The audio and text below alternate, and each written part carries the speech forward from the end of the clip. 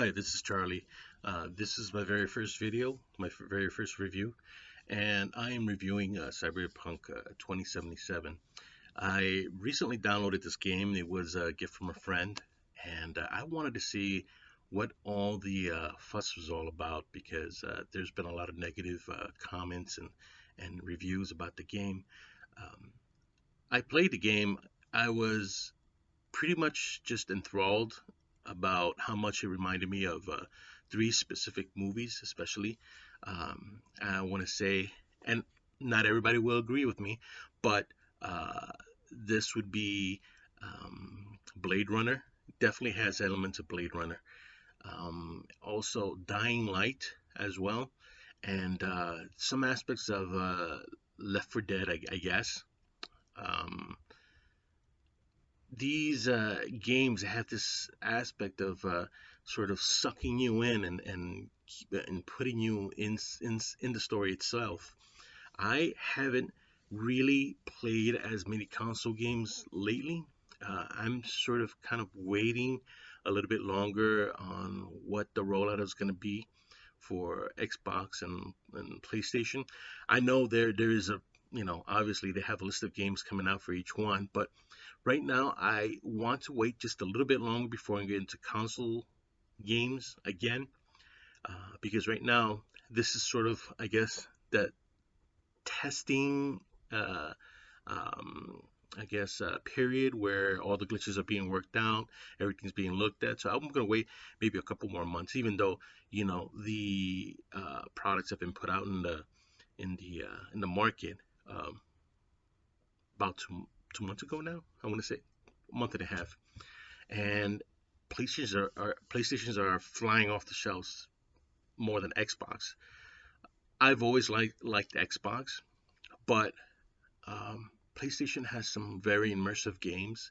Uh, it's it's one of those consoles where these games are made specifically for that, unless they are ported over also to other consoles. Um, right now, I am a WoW aficionado. I've been playing World of Warcraft for a very long time, and it's a story where you know you've been playing about 15 years or so, and I have like a very select group of friends that I know in real life, and we've played together for a very long time, and it's an immersive story. You see it from the very beginning. It's now on its eighth expansion, I believe. Seventh expansion, I want to say. But it just keeps it going forward and forward. Blizzard has created these games in such a way that the subscribers sort of wane down after a while, after the content has uh, been spent, so to speak. When you start reaching end game content, and you've done all the raids and dungeons to get the latest gear and everything, the excitement starts to wane. Subscribers start sort of like faltering. They go off a little bit, and then the new expansion comes in, and it all just reinvigorates interest. Now, those are the kind of games, because they're massive online playing game, online role playing games that they grab the attention and they leave the masses craving more. Now, when it comes to console games, whether it's open world or linear, you want to sort of um, plant that seed of interest where you're craving more and more of the story. Um, the story with Cyberpunk 2077, it was a very brilliant idea. I think it was a very brilliant idea. The concept of it, the ability to craft certain things, customization, the open world aspect, all the different missions, the interactivity, activity, the story that propels the main character to go forward. To be either a corporate, thug, a street rat. I think we all know what that is, or part of a gang, or nomad. So It's one of those games that promised a lot, but sort of fell short. There was a lot of expectancy. There was a lot of hype on this game, and there was a lot of people taking notice on this, and they were betting high on this game. And I see it. I'm sure a lot of people did the same thing too, but it kind of just fell short because you get immersed into the game, but the game itself is riddled with bugs and glitches. The idea and the look is beautiful, but it gets really disappointing when you're on a mission, on a quest, and you're suddenly glitched out. Your character falls through the world. Your car crashes into the ground. It's just all these little things that really, knock you off your momentum. And I see a lot of reviewers that are expressing the same thing that I do.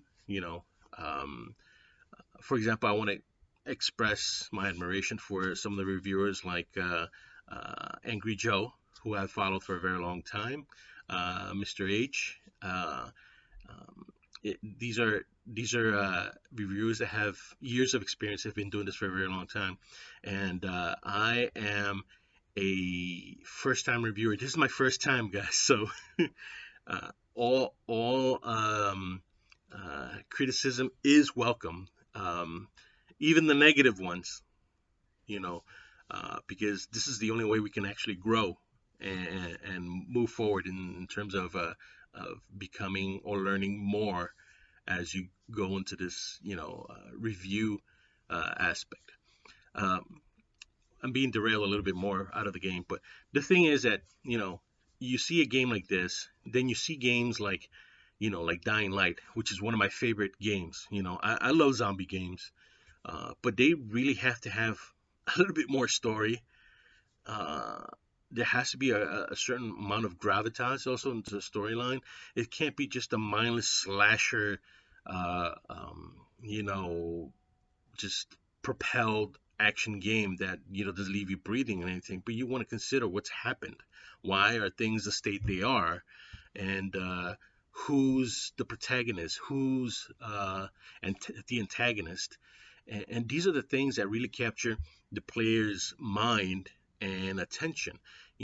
When that attention is sort of knocked off its course, it turns people off. And 20 Cyberpunk 2077 had some really good aspects in terms of like propelling the story forward. But once again, when you have a game that's bugs and glitches just interfere with your ability to really concentrate and really go forward with the game, the momentum, it gets pretty off-putting. Um, you look at movies like Blade Runner. Uh, Blade Runner it's a very deep, very rich, very detailed story and world. It's a universe in itself, and you see this in the game. Of course, this is a hook. Of course, people who are fans of this type of genre, they will be sucked in. However, like I said, this is just my opinion in the game. Um, I downloaded the game, I played it. I haven't gotten all the way through. I guess I can follow up with a second review of what I think the game turned out to be. But with all the negative reviews and the comments, which is not just one, two, three, or a dozen people, it's a lot of people, it gets a little off-putting. But I'm going to continue playing. One thing that I guess could be a plus is the fact that Sony is offering refunds. This is, to a certain degree, it's actually a good thing. They recognize that this was hastily done and this was not a polished product. You look at the amount of hype this game has received in the past couple of years, and you can't justify quantity uh, to quality. You can't. I mean, just because you create a world and you throw a bunch of content in it, it it's got to reflect the quality as well, because nobody wants to play a shit game. You know, um, the same can be said about the Last of Us, 2, which I have a lot of things to say about that, but I agree that it was one of those games that really left much to be desired. Cyberpunk, I think, can be fixed if they push for another, I guess, rollout of it a little bit later on and fix all the crap that's going on in it. I think it'd be really well done. Um, this is so far my review. This is my very first review, and I appreciate anybody that views this. I will start to submit more reviews. I am working on a Mandalorian review. I am a very huge fan of the series. I've watched it from day one and watched the season finale. I will reserve my review for that. I want to thank everybody that watches this review, and I hope whatever comments I give help. And whatever comments you may have, please put them in the comments below, and I will take account of it. Peace.